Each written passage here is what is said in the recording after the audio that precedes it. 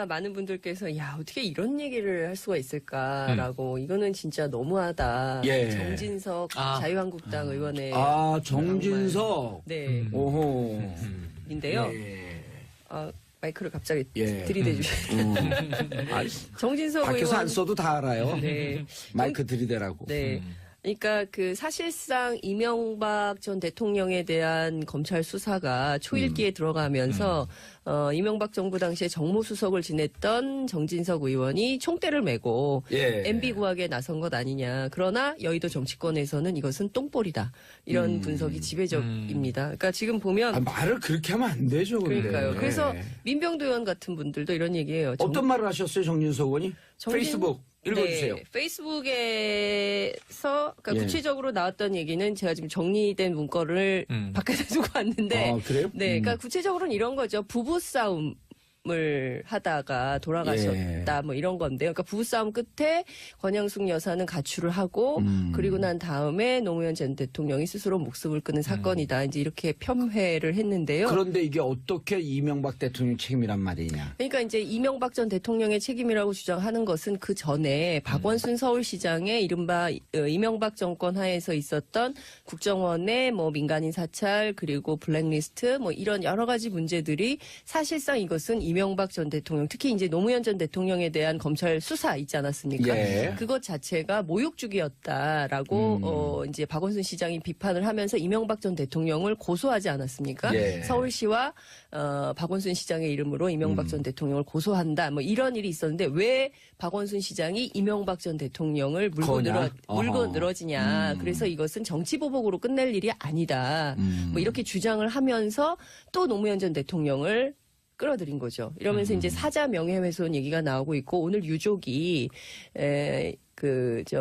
정진석 의원을 고소할 예정인데요. 어찌됐든 중요한 것은 그분의 죽음과 관련해서는 이미 많은 분들이 다 온 국민이 애도를 하고 넘어간 많은 일인데 국민들, 온 국민이라 그러면 또 트집 잡아요. 그래요? 많은 국민들이 정말 많은 국민들, 전 세계에서. 굉장히 많은 국민들이 그분의 죽음을 애도하고 넘어간 사건인데 이것을 다시 또 끌어들여서 사자 명예훼손을 한 것은 이 정치적 책임 그리고 법적인 책임을 분명히 지지 않을 수 없을 것이다. 예. 이런 얘기가 나오고 그런데 있어요. 이어서 사과를 하는 줄 알았어요. 이 금도를 넘어선 정치적인 막말이다. 네. 사실 그 2009년 사건은 말이죠. 그 당시에 많은 국민들이 공감하기에 이거 정치적 타살 아닌가. 논두렁 시계를 국정원이 해서 언론과 네. 그건 끝까지 밝혀야 돼요. 이게 나와 있는 시계는. 거고요. 이런 지금 정황인데 근데 이제 정진석 의원이 사과하는 줄 알았어요. SNS에. 그런데 고 노무현 대통령의 유언을 끄집어냅니다.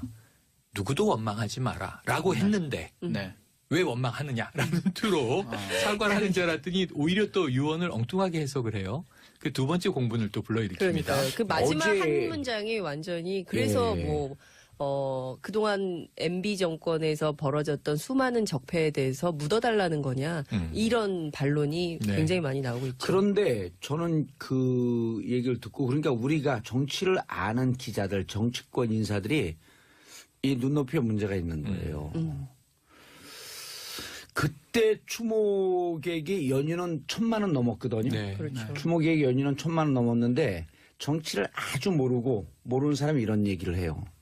그럼 그때 그 정진석이 의원의 얘기는 노무현 대통령 가족과 노무현 대통령을 지지하는 그 특정 정치인들을 비하한 것을 넘어서 노무현 대통령의 죽음에 슬퍼했던 국민들을 모독한 거다. 그럼 우리가 부부싸움에서 그것 때문에 자살한 그분을 추모하려고 그렇게 슬퍼했냐. 이건 국민을 모독한 거다. 가만둬서 안 된다. 그때 진짜 깜짝 놀랐어요. 정말 정치 모르는 사람, 우리 집사람이 그렇더라고. 어젯밤에. 이건 국민을 모독한 거다. 자기 그 얘기 듣고 너무너무 자기 정치도 못하고 모르고 오로지 정봉주 정치만 보고 있었던 사람인데 너무너무 슬펐는데 그럼 자기는 부부싸움에서 죽은 사람을 보고 그렇게 슬퍼했냐. 슬퍼했냐. 애통했던 것인가. 국민을 예. 모독한 거다. 예.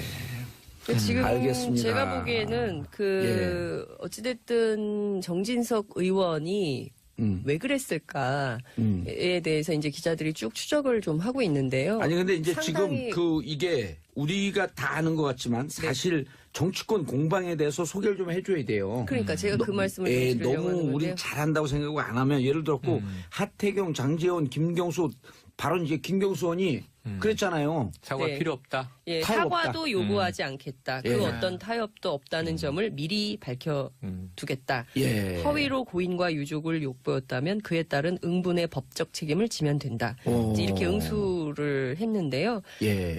이게 뭐 이제 여권에서만 나오는 얘기가 아닙니다. 야권에서도 누가 또 그랬나요? 하태경 바른정당 의원이 이런 얘기를 했어요. 그 추한 입을 다물기 바란다. 아니 하태경 요즘 핫해. 아 여기 한두 번인가 왔었잖아요. 네. 요즘 하태경 진짜 많이 해요. 여기 와서 그런가요? 아니 그게 아니고 자기 소신이 있고 사안별로 정확한 얘기를 하더라고. 일테면 저는 추미애 의원 할 때 막 소리지고 나간 거 그 싫었거든요. 네. 지적을 했는데 어쨌든 내용인즉슨 또 한쪽에서 보면 대통령조차도 지금 대북 강력 제재 얘기하는데 지금 대화 얘기할 때냐. 근데 그건 지적은 옳지 않았는데 어쨌든 자기 소신에서 또 얘기는 하더라고. 그렇죠. 예. 근데 저는 보수 정치인으로서 예. 뭐 이런 거예요. 한국당이 이제 이런 얘기를 했거든요. 한국당이 떠들면 떠들수록 적폐청산 구호만 더 요란해질 것이다. 느닷없이 노무현 전 대통령 가족의 금품수수 사건을 끄집어내서 물타기에 나선 한국당이 한심스럽다 이런 얘기를 했거든요. 누가요? 하태경 의원이. 그러니까 오. 무슨 얘기냐면 계속 쓸데없는 얘기를 꺼내서 정치 쟁점화 한들 예. 그것이 결국은 한국당이나 바른정당이나 이런 보수정당의 입지를 넓히는 어렵게 것이 한다. 아니라 더 어렵게 하는 거다. 왜 이렇게 이런 정치를 하느냐. 예. 한심스럽다 이렇게 개탄을 한 것이죠. 장재원 의원은 또 뭐라 그랬어요? 장제원 의원은 노자만 나와도 벌떼처럼 달려든다. 그러니까 이분의 얘기는 약간 좀 그렇죠. 그러니까 이게 이를테면은 이제 노무현 전 장제원 대통령을 왔다 갔다 지지하는 해요. 분들 예. 그리고 또 문재인 대통령을 지지하는 분들 전체를 향해서 좀 비난 혹은 힐난하는 태도인데요. 예. 저는 국민을 바라보고 정치하는 현업 정치인들이라면 예. 국민들의 정서가 어떤지 국민들의 판단이 어떤지 이런 것들을 보면서 입장을 밝히는 게 굉장히 장재원 중요하다고 의원이 이렇게 봅니다. 얘기했다 그래. 노무현 전 대통령 성역이냐. 이 얘기를 하는 게 아니잖아요. 노무현 대통령 잘못한 거 우리도 비판하잖아요. 문제 그렇죠. 있는 건. 예. 그게 아니라 노무현 대통령의 죽음에 관한 팩트를 왜곡해서 그렇습니다. 사자의 명예를 훼손했기 훼손한 때문이기 거에 대한 때문인 얘기를 하는 거죠. 노무현 대통령에 대해서 비판하지 말라는 얘기 아니거든요. 그렇죠. 잘한 건 칭찬하고 잘못한 건 비판하는 거 근데 아니에요? 사실 노무현 대통령만큼 비판을 많이 받은 대통령이 그렇죠. 있을까요? 그렇죠. 그동안 재임 기간 동안에 그렇죠. 수많은 그 언론부터 이후에도. 해서 예. 이후에도 마찬가지고요. 그러니까 이런 얘기를 하는 게 아닌데 네. 그러니까 정책에 대해서 뭐 노선에 대해서 비판할 수 있죠. 당시에 진보 진영에서도 노무현 전 대통령이 이라크 파병 예. 결정했을 때 비판했었잖아요. 그럼요. 그런 건 할 수 있지만 이것은 정말 명예훼손인 것이죠. 그래서 지금 이게 이 사자 명예훼손. 정진석 의원의 의도가 지금 작동을 하는 거예요. 우리가 다시 생각을 하면 자 그러면은 지금 이명박 전 대통령이 수사선상에 오르게 되는 것, 자 국정원의 이 대대적인 정말 정치의 개입, 어찌 보면 국내 선거에 개입한 것이 원세훈 전 국정원장의 독단적인 판단이냐. 그때만 해도 이 원세훈 전 국정원장은 이명박 대통령의 최고 신복입니다. 서울시 시절부터. 그런데 이제 사실 고 노무현 대통령은 국정원장의 독대를 하지 않았잖아요. 국정원은 이제 알아서 대공 업무를 하라.